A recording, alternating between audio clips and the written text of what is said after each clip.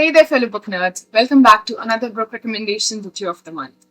You know what time it is, right? It's October, and that means Halloween has just passed us by, and the atmosphere is still spooky. So get ready for some blood-curdling, spine-tingling horror book recommendations. Did you also grow up watching Fear Files on TV? Was the storyline that good and logical? I guess that's debatable, but the haunting visuals, eerie music, and the overall vibe, it was so horrific, and yet we just couldn't stop watching it. Like it was frightening, yet entertaining. And today, we are chasing the same feeling through our favorite October reads. So grab your blanket, dim the lights, and get ready for some fantastic journey through the world of horror books. So the first one that we have is Goosebumps by R.L. Stine.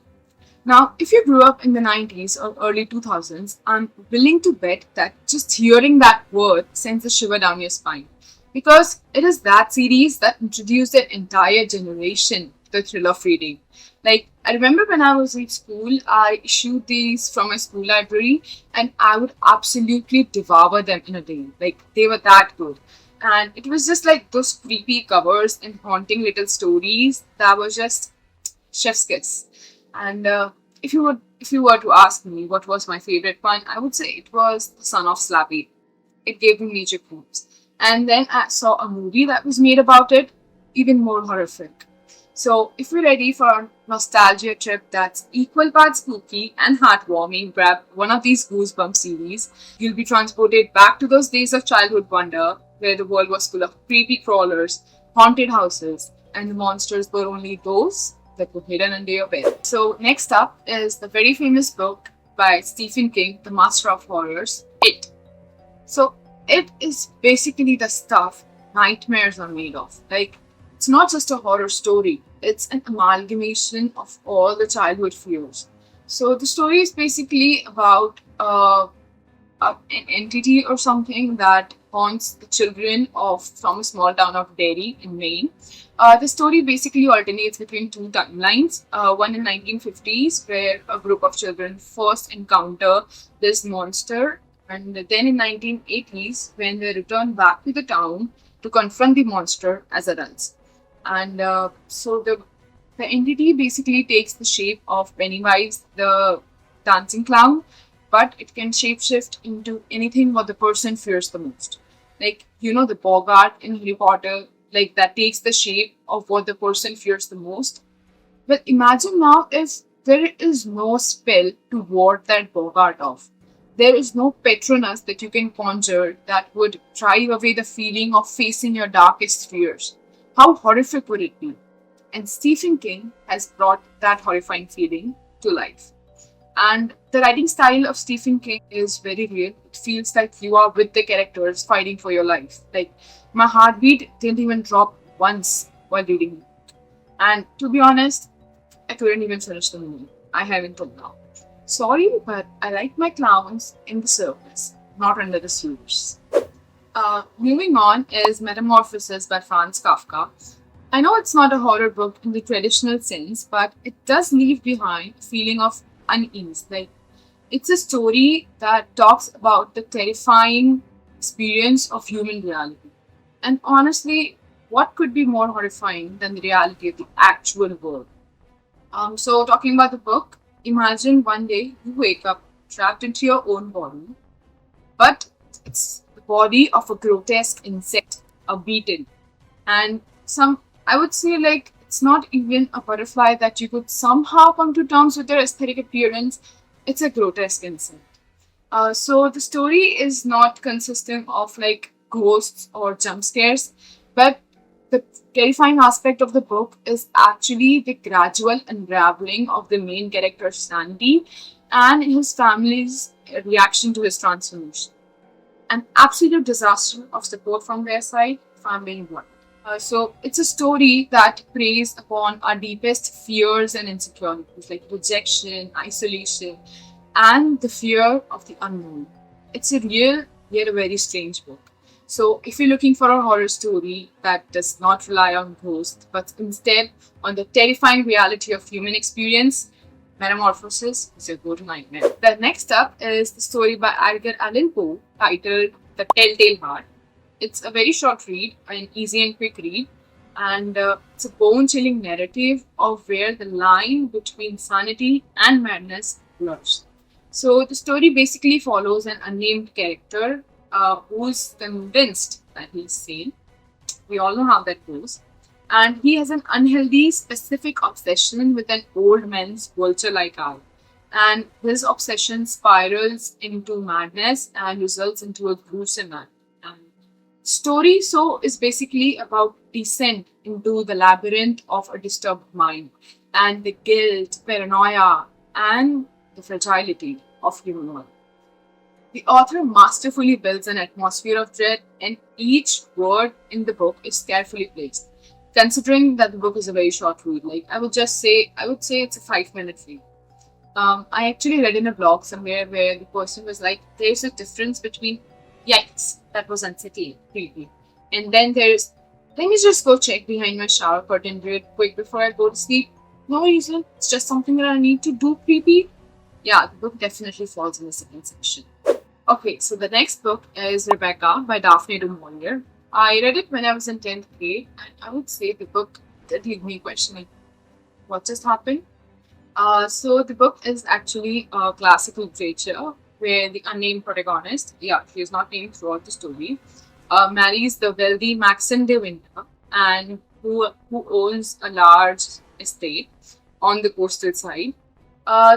As she tries to fit into her role as the lady of the house, she soon feels the lingering presence of Maxim's late wife, Rebecca, and she realizes that everything is not as it seems. Then the story follows the gradual unraveling of the mystery behind the death of Rebecca. So it's a very intimidating and haunting setting. I would say, like, while I was reading the book, I felt like I don't belong here. I don't belong in this social setting. And I guess that's how the narrator felt as well.